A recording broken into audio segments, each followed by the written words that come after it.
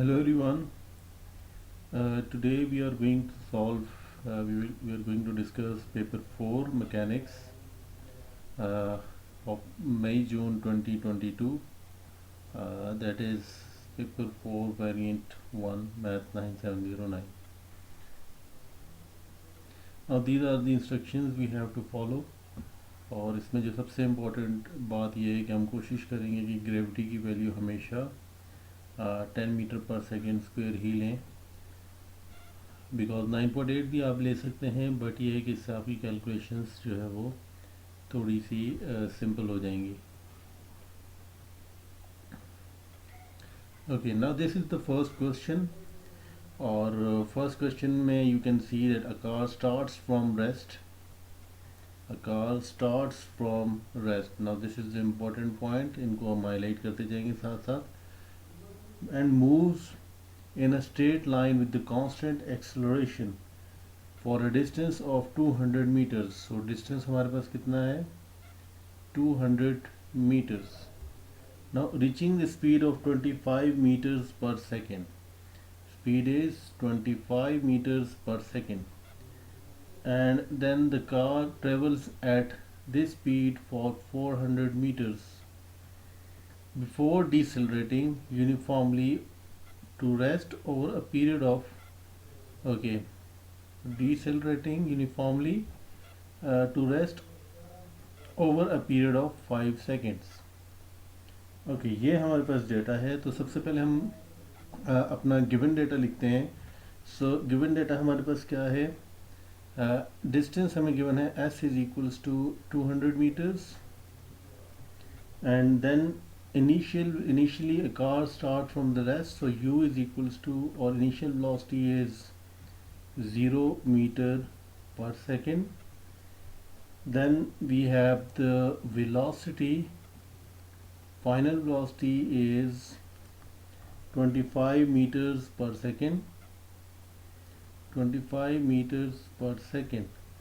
Now find the time for which the car is accelerating. So car acceleration इस portion से इस portion तक आपके पास कार एक्सेलरेट कर रही है. ओके, नाउ हमने क्या फाइंड करना है? Find the time for the first interval. तो ये हमारे पास गिवन डेटा है और ये हमने इसको फाइंड करना है. Now we can use the first equation of motion, that is v is equals to u plus at. अब इसमें अगर हम देखें तो सिर्फ हमारे पास सारी चीज़ें गिवन है. v आपके पास फाइनल वेलोसिटी है, that is 25. u is 0 plus acceleration भी हमें नहीं पता. सो at, ये दोनों चीज़ें हमें नहीं पता, ना एक्सेलरेशन पता है ना टाइम पता है. सो हम इसको इक्वेशन 1 बोल देते हैं. और let's use the another one, that is v square is equals to u square plus 2as. ये एक और सेकेंड इक्वेशन ऑफ मोशन है. Now this will be equals to, अब v आपके पास क्या है? 25 square is equals to u आपके पास 0 है, so u will be 0 square plus 2. Acceleration आपको नहीं पता और डिस्टेंस है आपके पास 200. so distance है हमारे पास 200.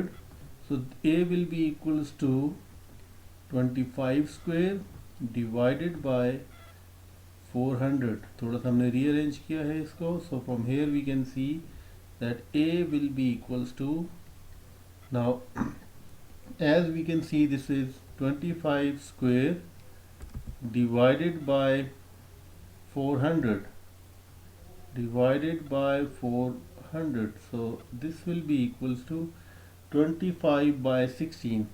so हमने exact values की तरफ जाना है. so we can say that this will be equals to 25 by 16. okay, so ये हमारे पास a की वैल्यू है और we can say it equation 1. so 1 को अगर आप 2 में पुट करें, 2 को अगर आप 1 में पुट करें, so this will be equals to 25 is equals to 25 by 16 t. and then t will be equals to 1 by t will be equals to 25 into 16 by 25. So finally we can say that t will be equals to 16 seconds. So this will be the final answer. So yeah, this will be the time for which the car is accelerating. Now the next part is sketch the velocity time graph. Velocity time graph for the motion showing the key points. Okay, now velocity time graph, so थोड़ा सा हम इसको sketch करें. So this will be like this velocity. Okay, it's not appropriate, थोड़ा सा इसको हम, so velocity and then we have, अभी भी ठीक नहीं है, but I think you will got the idea. Okay, now this will be now we can see here that the question is in two parts. एक आपके पास acceleration है, and then आपके पास the car is travel at the speed of 400 meters before decelerating uniformly. So इसका मतलब ये है कि हमारे पास जो आपके पास 0 to 16 तक, बिकॉज हमें पता है कि एक्सेलरेशन का जो टाइम ड्यूरेशन है वो 16 सेकेंड है. तो सबसे पहले ये मेंशन कर दें कि आपके पास वाई एक्सिस पे वेलोसिटी है इन मीटर पर सेकेंड और एक्स एक्सिस पे आपके पास टाइम है in seconds. So now 0 to 16 0 से 16 आपके पास देखें वेलोसिटी क्या है, that is 25 meter per second. So it means this point will be 25 meters per second. Now the next one is that now we don't know the portion के एकदम से ये डिसलेटिंग नहीं हो रहा, तो हमें कुछ टाइम के लिए let suppose it is in the rest and then आपके पास 5 सेकेंड्स के लिए वो क्या हुआ, डिसेलरेशन हुई. सो अब इसमें द पॉइंट इज कि हमें ये तो पता है कि 5 सेकेंड के लिए डिसेलरेशन हो रही है, but we don't know the value of T over here. तो सबसे पहले इस पॉइंट के ऊपर अब टी की वैल्यू फाइंड करते हैं. ये टी हमें नहीं पता, ये पॉइंट हमें पता है कि this will be equals to T plus 5 because 5 second में वो डिसेलरेट हो रहा है. So now as we can see at this point हमें ये फॉर्मूला पता है, that is S is equals to V T, और वी भी हमें इस पॉइंट पे पता है, that is S is 400 is equals to V is 25 into T. So T will be equals to इसको अगर हम यहाँ सॉल्व करें, सो 400 divided by 25, so t will be equals to 16. So this will be equals to 16. 16 means that from this point to this point the total time is 16, so which means that this t will be equals to 32, and then as we can see that this distance is 5, so this will be equals to 37. So these are the key points we have to show, we have to mention in this velocity time graph. यहाँ पे अब आपके पास first 16 seconds के लिए acceleration है, then smooth 32 next 16 seconds में velocity जो है वो यूनिफॉर्म है, and then at the end वो आपके पास डिसेलरेशन है. यही हमारे पास इसके की पॉइंट्स हैं. Okay, find the average speed of the car during its motion. तो अब एवरेज स्पीड हमने फाइंड करनी है ड्यूरिंग इट्स मोशन. सो अब हमें ये पता है कि एवरेज, बेसिक्स पे जाएं, so average speed is equals to total distance divided by total time. So as we can see here that the total distance over here is, now अब हम ये इसको ज़रा थोड़ा सा देख लेते हैं. So we can see that, okay, we can see that कि first 16 0 to, let's suppose 0 to 16 तक 0 to 16 सेकेंड्स में जो डिस्टेंस है हमारे पास दैट इज़ 200 मीटर्स, ये हमें गिवन था. देन 16 से 32 तक जो हमारे पास डिस्टेंस है दैट इज़ 400 मीटर्स. और लास्ट जो डिस्टेंस है वो हमें नहीं पता, वो हमने फाइंड करना है इस पोर्शन के लिए. सो इसका अगर आपने डिस्टेंस फाइंड करना हो तो आप क्या करेंगे for this portion, what we will do कि हम इसमें area under the graph find करेंगे तो हमारे पास डिस्टेंस आ जाएगा, और अगर हम ग्रेडियंट फाइंड करेंगे तो एक्सेलरेशन आ जाएगी. सो यहाँ पे अगर आप देखें तो distance will be equals to 1/2 into base. Base आपको पता है ये लेंथ, दिस लेंथ इज़ 5, और हाइट आपको पता है दिस लेंथ इज़ 25, ये जो आपके पास ये हाइट है, और ये डिस्टेंस आपके पास 5 है. So base into height. So distance for the last 5 seconds will be, देख लेते हैं, 5 multiply by 25 divided by 5 multiply by 25 divided by 2. So that will be 5 multiplied by 25 divided by 2. So it will give us 62.5.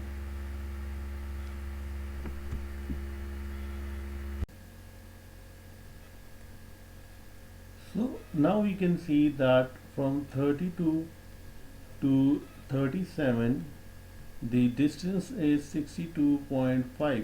So total distance means 200 plus 400 plus 62.5 all is divided by 37. Now average speed, let me write it over here. So average speed will be equals to 62.5 plus 400 plus 200 divided by total time, that is 37. So this will be equals to 17.9. So correct to 3 significant figures. So this will be 17.9 meter per second. So which means that average speed will be equals to 17.9 meter per second. So this will be the final answer. I hope that the concept is clear. Okay, now you can see the next one, question number 2. Now question number 2, first of all we have to okay, this one is related to the tension and yes, this one is related to the tension force. So we have to find out the acceleration and tension here. So what we have to do first of all in this in tension question, we have to first of all draw the diagram and we have to mention the forces. Now here we can see that two particles P and Q of mass is 0.5 kg and 0.3 kg. This is an important point, so we can highlight this one. Okay, are connected by light inextensible string. So the string is taut and P is vertically above Q. A force of magnitude 100 Newton is applied to P vertically upward. Now what we can see here, that we have two particles. This one is the first particle and this one is the second particle. Okay, now we can see here that this one is particle P and this one is particle Q. and we can see here that the mass of particle P is 0.5 kg and the mass of particle Q is 0.3 kg. Now, as they are saying that a force of magnitude 100 Newton is applied to P, so which means that this force is moving upward and that is 10 Newton. Okay, now as we can see here that the weight is going downward or the weight is acting downward, so which means that now here we can see that the weight is acting downward, so this will be equals to W1 and the value of W1 will be mg. So mg means 0.5 and the value of gravity is 10, so this will be equals to this force will be equals to 5 Newton. Similarly, the weight of particle Q, now we can see that these are the forces acting on these two particles. 10 Newton force is going upward, weight is going downward, and then here we can see the W2, let's suppose this will be 0.3 into 10 and hence the weight is 3 Newton, which is acting downward. Now from here we can see this is the first portion, and now here we can apply F is equals to ma. Now as we can see that F is equals to ma के अंदर F will be equals to forward force minus backward force, or we can say the upward force minus downward force. अगर आप upward side की direction को positive consider कर रहे हैं तो डाउनवर्ड वाली को नेगेटिव कंसिडर करेंगे, और अगर डाउनवर्ड वाली को पॉजिटिव कंसिडर कर रहे हैं तो अपवर्ड वाली को नेगेटिव कंसिडर करेंगे. So this will be equals to 10 minus 5 minus 3. Usually हम वर्टिकल फोर्सेज में अपवर्ड साइड पे जाने वाली फोर्सेज को पॉजिटिव और डाउनवर्ड साइड पे जाने वाली फोर्सेज को नेगेटिव कंसिडर कर रहे होते हैं.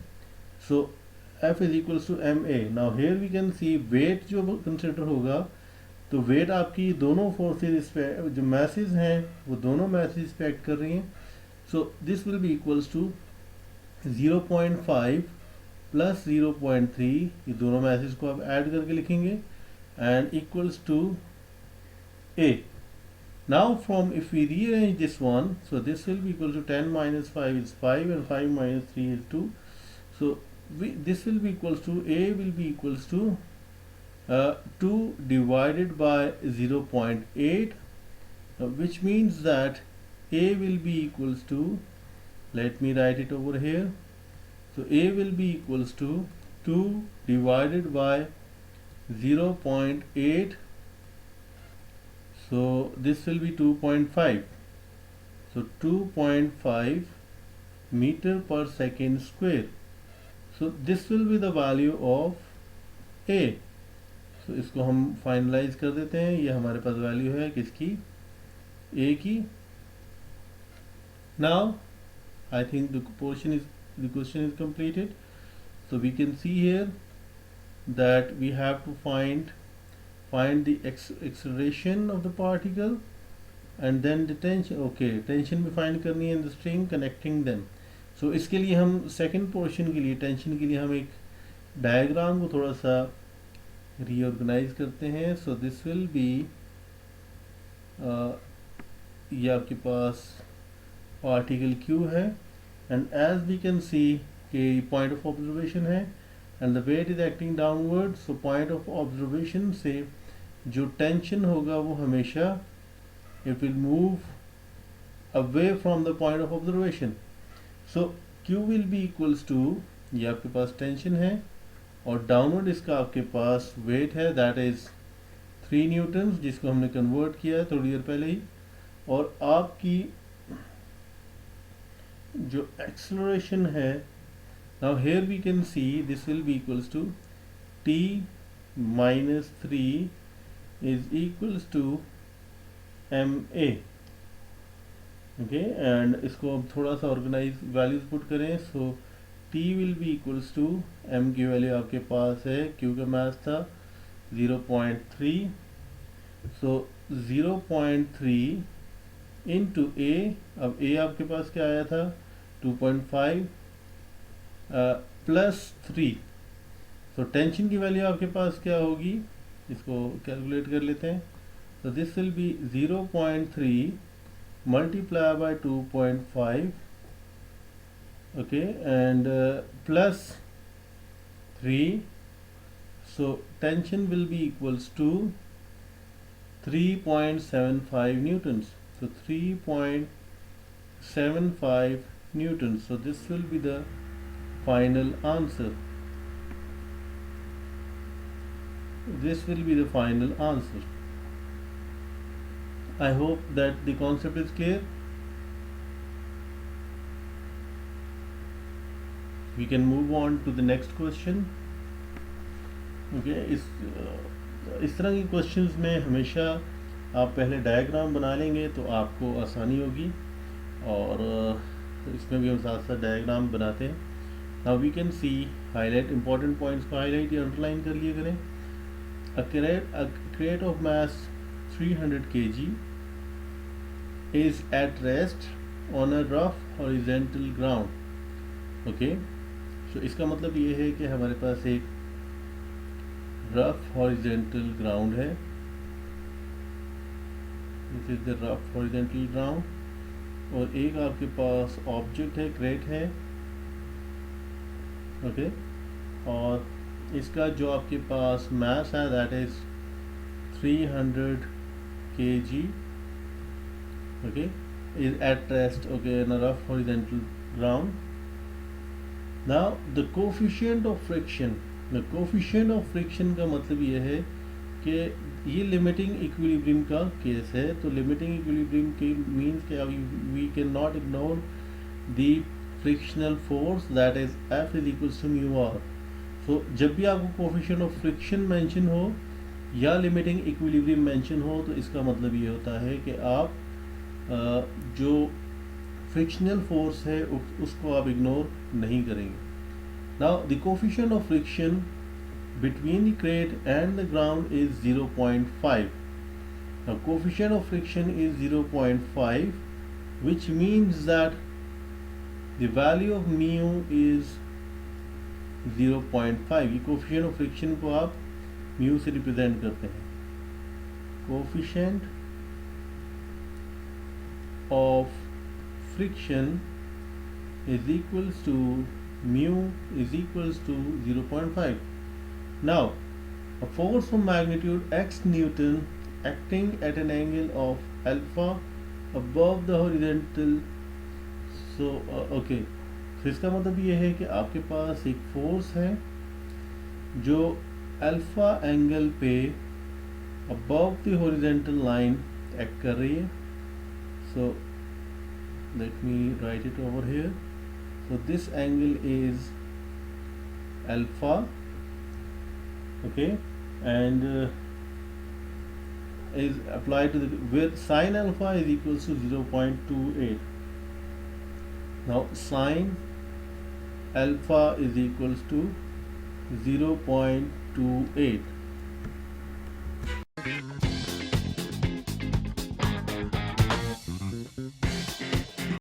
Now as we can see here that we cannot ignore the coefficient of friction. सो पहला स्टेप इसमें हमेशा ये होगा कि अपने जो फोर्सेस हैं उनको एक डायरेक्शन दे दें। ये आपके पास है x न्यूटन, और ज़ाहिर अगर आप फोर्स राइट साइड पे एक्ट कर रही है तो इसका मतलब ये है कि जो फ्रिक्शनल फोर्स है this will be towards the left side, so this will B, let's say this will B Fr, and now as we can see that the reactive force will be perpendicular to this one, तो ये आपके पास reactive force है, और wait जो है वो downward side पे act करेगा, so the direction of the weight will be downward, so W will be equals to mg, और m आपके पास है 300 kg और g आपके पास है 10, सो 300 into 10, so this will be equals to 3000 newtons. Now ना अपने इसको भी हम कंपोनेंट्स को रिजॉल्व करेंगे into vertical and horizontal components. So this will be x sin alpha and this component will be x cos of alpha. Now from here we can see that we have to use sin alpha is equals to 0.28. So हम exact values के लिए हम कोशिश करेंगे cos alpha की value को use करें. Now as we can see that the object is at rest. ये क्वेश्चन की फर्स्ट लाइन में मेंशन है कि the object is at rest. So at rest का मतलब ये है कि आप के जो summation of fy will be यानी कि वर्टिकल कंपोनेंट्स का सम 0 के इक्वल होगा और हॉरिजॉन्टल कंपोनेंट्स का सम भी 0 के इक्वल होगा. वर्टिकल कंपोनेंट देखें तो हमारे पास 3 वर्टिकल कंपोनेंट्स हैं. एक है आपके पास अपवर्ड साइड पे जा रहा है, दैट इज r, प्लस एक और जो अपवर्ड साइड पे है वो that is x sin alpha.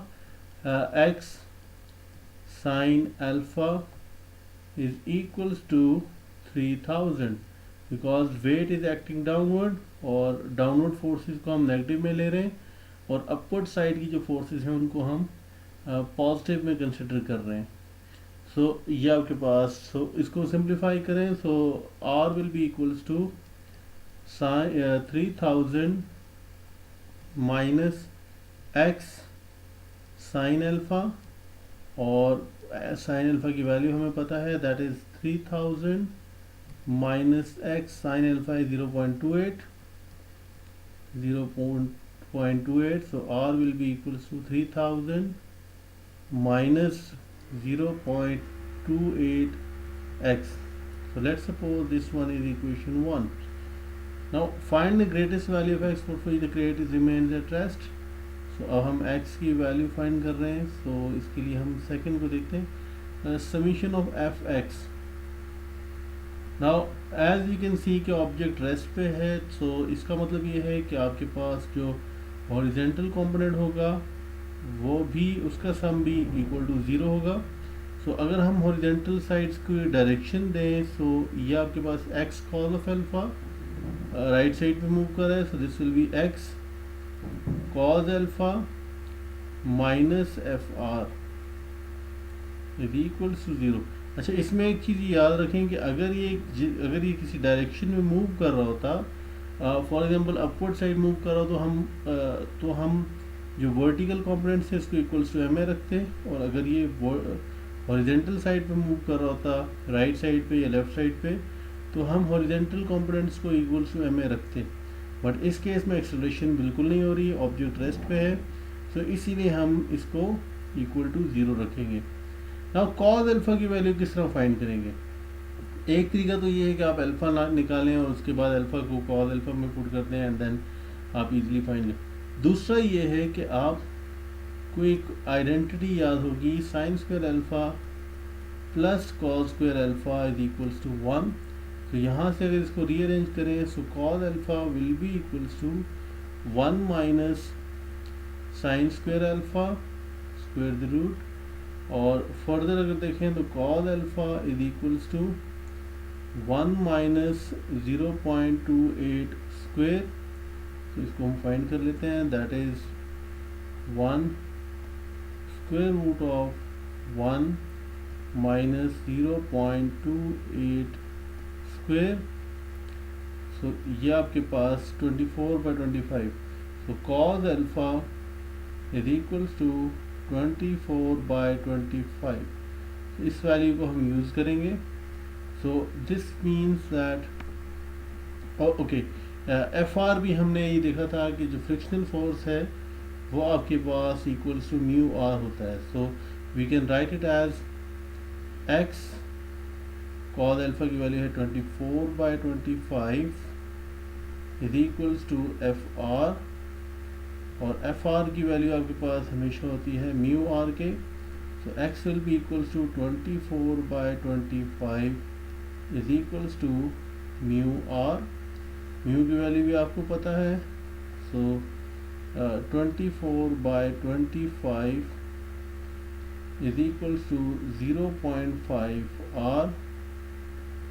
Okay, अब आप इक्वेशन 2 इसको कहते हैं, सो हम यहाँ से ये लिख सकते हैं कि put 1 into, so which means that x 24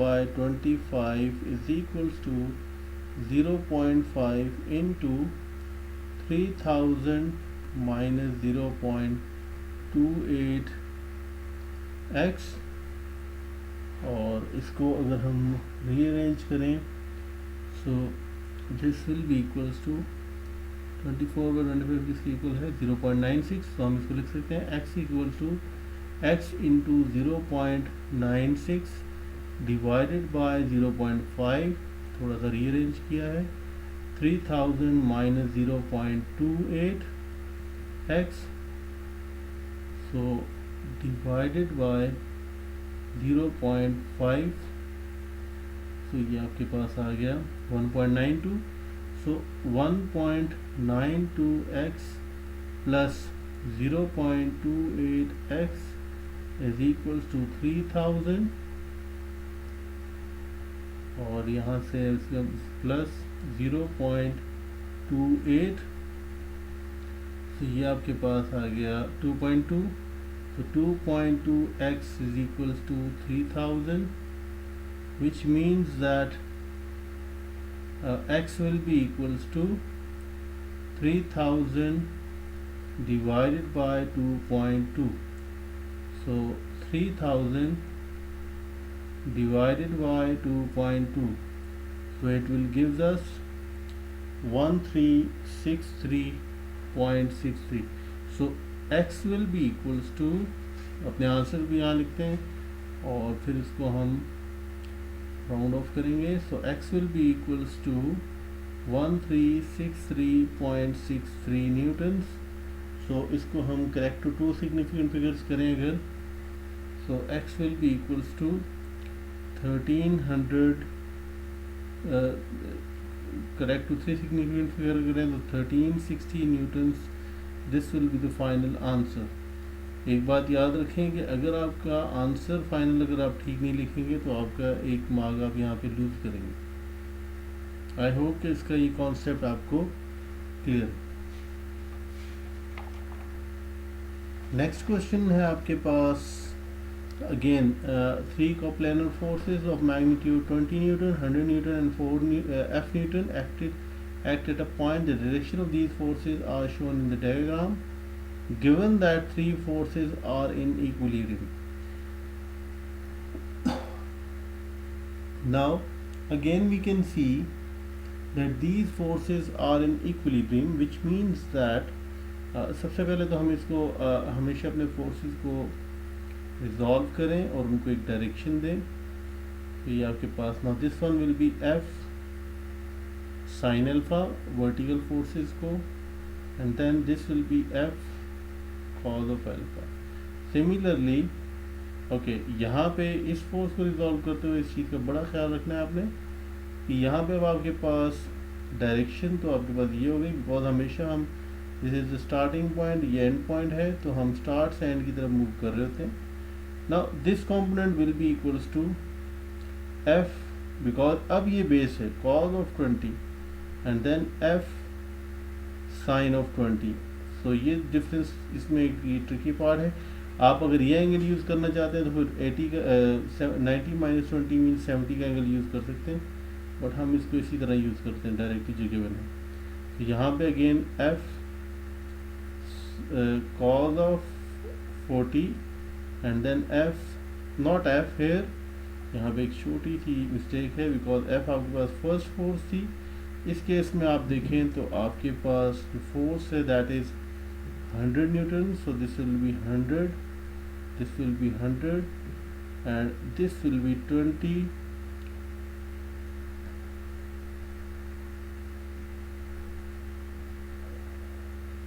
okay, so this will be 20 cos of 40 and then this will be 20 sin of 40. सो ये हमने कंपोनेंट्स को रिजॉल्व कर लिया। अब हमें ये पता है as it is mention here that the forces are in equilibrium. तो इक्विलिब्रियम का मतलब ये है कि आपके पास जो summation of X F X will be equals to zero. Now F X आपके पास ज़ीरो है, तो इसका मतलब ये है कि आपके पास अब जो forces horizontal forces right side पे मूव कर रही हैं उनको हम पॉजिटिव डायरेक्शन देंगे और बाकी को नेगेटिव लेफ्ट साइड वाली force. So this will be F cos of alpha minus, now as you can see ये लेफ्ट साइड पे जा रहा है, 100 साइन ऑफ 20 माइनस, अब ये फोर्स भी लेफ्ट साइड पे जा रही है, so 20 cos of 40 is equal to 0। तो ये तो हमारे पास वर्टिकल कॉम्पोनेंट हॉरिजॉन्टल कॉम्पोनेंट आ गया। वर्टिकल कॉम्पोनेंट भी ज़रा देख लेते हैं।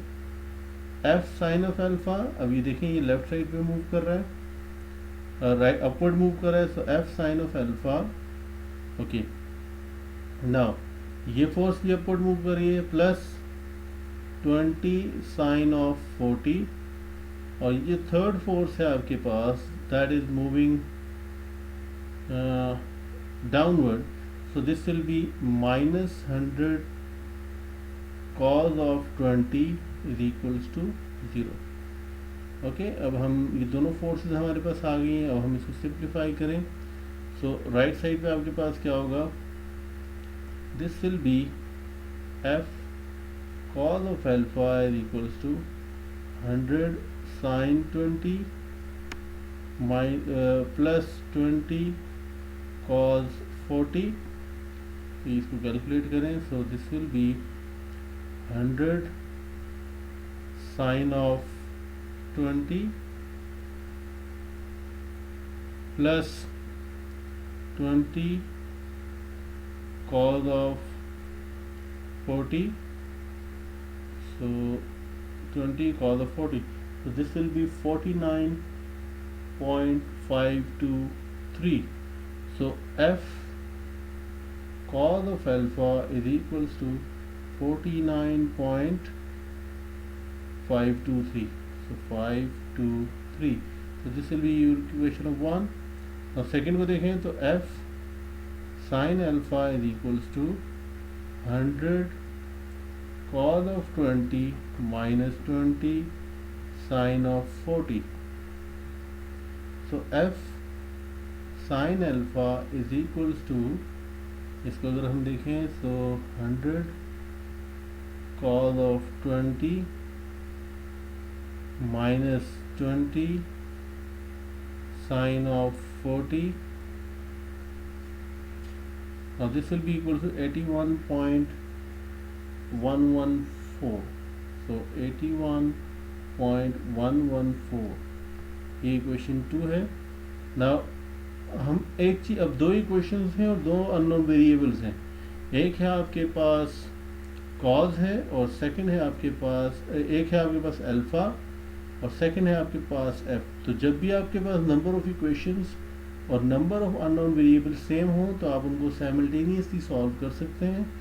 और दूसरी बात यहाँ ये याद रखनी है कि जब आपके पास साइमल्टेनियस के अंदर ट्रिग्नोमेट्रिक रेशोज इन्वॉल्व हों तो आप उसको कोशिश करते हैं कि सिंप्लीफाई करके कि एक ही ट्रिग्नोमेट्रिक रेशो बनाए। तो हम ये लिख सकते हैं divide equation 2 divided by equation 1, इसलिए ताकि साइन, हमें ये पता है कि tan alpha is equals to sine alpha by cos alpha, इसलिए हम साइन वाली इक्वेशन को ऊपर रखना चाह रहे हैं न्यूमरेटर में। सो f this should be f sin alpha is equals to 81.114 divided by f cos alpha is equal to 49.523। Okay, now f से कैंसिल हो गया और ये आपके पास साइन tan अल्फा के इक्वल है, सो tan alpha is equals to 81.114 divided by 49.523, so alpha will be equals to tan inverse of 81.114 divided by 49.523. तो यहाँ से अभी हम इसकी वैल्यू फाइंड करते हैं. So f, okay, now this will be shift tan inverse of now 81.114 divided by 49.523. Okay, and okay, this will be equals to 58.6. So alpha will be equals to 58.6 degrees. तो ये आपके पास alpha की value आ गई. अब हम sign की value किसी भी क्वेश्चन में पुट करें. So let's suppose F sine of alpha is equals to 81.114. ये इक्वेशन 2 थी आपके पास. So F will be equals to 81.114 divided by sine of 58.6. So हम डायरेक्टली यहाँ से ही लिखते हैं कि sine of 58.6 is equal to 0.85. So 81.114 divided by answer, it will gives us 95. So which means that F will be equals to 95.0 newtons. So this will be the final answer. I hope कि concept इसका clear है. सो आज की class में हमने क्या discuss किया. हमने मई जून 2022 के पेपर 4 वेरिएंट 1 को हमने डिस्कस किया. और ये हमने जो पेपर डिस्कस किया है इसके हमने क्वेश्चन 1 से लेके क्वेश्चन नंबर 4 तक अभी इस क्लास में डिस्कस किया है. जो रिमेनिंग क्वेश्चंस हैं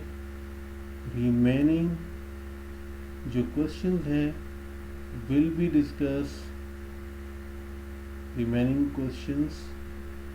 discuss in the next session. So उसके आपका कोई भी प्रीवियस में कोई क्वेश्चन हो तो वो आप पूछ सकते हैं. तब तक आप इसको खुद भी अटेम्प्ट कर सकते हैं रिमेनिंग क्वेश्चंस को, और सॉल्यूशन फिर हम आपके साथ इसको डिस्कस करेंगे. सो अगर आपका कोई भी क्वेश्चन हो या अगर आपने कोई प्रीवियस लेसन मिस किया है तो you can see the link in the description. Thank you.